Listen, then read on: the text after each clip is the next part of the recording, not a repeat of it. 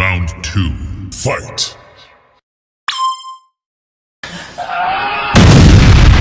Hello guys, I'm finally back in my old disassembly drone body and no longer stuck on a piece of paper, and finally back to talking about murder drones. And I have not come up with a new theory just yet, so today we talk about plot twists. What is a plot twist, you might ask? I could just read the definition that Google tells me to you guys, but a plot twist is simply said, an extreme change of the story that most of the time is unexpected, but importantly should be explainable in the aftermath. Like in the moment it should be unexpected, but there should be small hints in the past to not make it completely random that one thing appears. I will go later more into detail about that, but also important to know is a difference between two types of plot twists. First we have the normal one that just slowly appears or has a longer build up, but the second type is the plot twist moment, and that one usually happens in a couple of seconds, if not even frames, and is meant to completely catch the viewer off guard. But also this is the one that often fails in the end because there is a lack of explanation for that moment, and the moment was just there to be shocking but have no bigger plot influence. But anyways, I will not go over every plot point, but the first one will be the first that ever happened,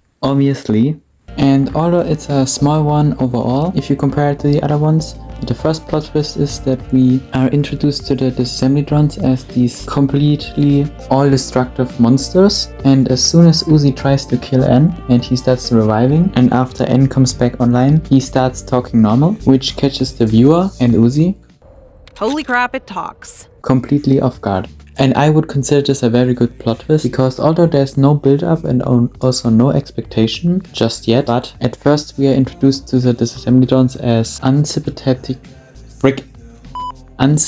villains, but this moment confuses us because we were only teach the view of the drones, but this whole thing is explained later over the course of the entire show that they didn't want to kill but were forced by sin in the absolute solver. You know the story. But overall I can pretty much assume this was a good plot twist. Another good plot twist was that Uzi discovered she had the absolute solver, like we were teased from right the beginning that something is wrong with Uzi, but we wouldn't get a plot twist moment. We got the scene where Uzi stopped the bullet, we also got the scene where Uzi shattered the mirror, but like we saw what the solver could do from doll, and the only implication of how bad the solver actually for Uzi is, we got it slowly revealed each time a little bit more. So there is no plot twist moment, but still it's a very good plot twist and kind of the main story of the show. But now we skip a few plot twists and I want to talk about the cliffhanger scene of episode 3 where Tessa arrives on Copper 9. Like in this moment we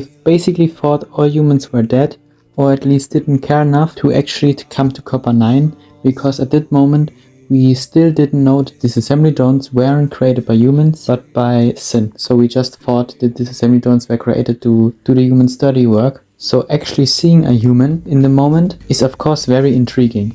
And of course we didn't know who Tessa was, so we only had the fact that it was a human who was called Tessa, not what the importance of Tessa was. A lot. What?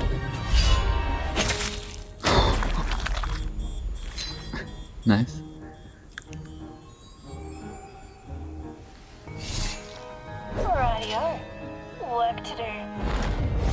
Wait, what? And as you could have seen by my reaction, this was a really nice plot twist, except for that Jay reappeared in the end, because there we come back to my thing I mentioned in the beginning, where the plot twist should be explained later, or in this case given a purpose, because Jay really doesn't have a purpose. Maybe in episode 8, but like as it is right now, this moment kinda ruins the plot twist, because we didn't know who Tessa was, but we know who Jay was, so this was just to shock us that Jay was back and not really to further the plot, because we could also have had the rest of the show without Jay and it wouldn't really have changed the plot that much.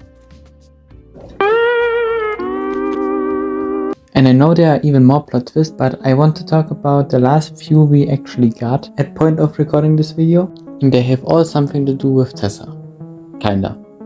So we all know meanwhile that Tessa actually unalive back at the gala from Sin, and that the Tessa we saw in Murderons was just her corpse walking around controlled by Sin. But before that, we obviously knew Tessa was going to be an antagonist to our main cast. We didn't know that she was evil, and created this kind of interesting narrative because we as an audience try to connect to the main cast, which were the disassembly drones and Uzi, the robots. But all of a sudden we have this human character who tries to save humanity, which we as humans would appreciate, but because for that she has to be against our main cast of characters, it created this kind of hero form for Tessa, that she was a good person in the world of Murderons, and the viewer was kind of like, Tessa is against our main characters, but she's technically doing the right thing. But now that we know Tessa was never real, this was Thin all the time, this kind of storytelling is just completely ignored, and we are back to the obvious bad guys versus the obvious good guys, which isn't a bad thing. I mean, I like Tessa a lot, but like that she was only there to shock the audience is still kind of frustrating. But I could go on and on about each and every single plot twist, but I'm going to do a quick lightning round before I come to my final thoughts. Jay turning into an eldritch horror monster, amazing. Doll actually having the absolute solver and has an elaborate plan to kill V, who killed her parents, also very good. Revealing that the disassemblytons used to be normal worker drones, okay. The cliffhanger between Tessa, Doll and the disassemblies, pointless. The revelation that Sin has blown up Earth, I don't know, I don't like it. The reveal that Sin has done a genocide, amazing.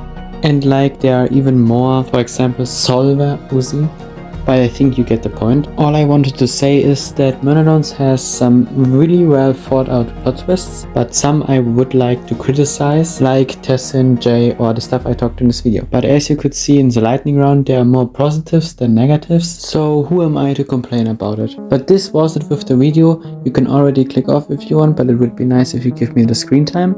The next time probably will not have that many videos coming out because I'm currently graduating school, but I already have some interesting videos planned for the future. And I kinda run out of meme ideas for ending, so... Wait, what?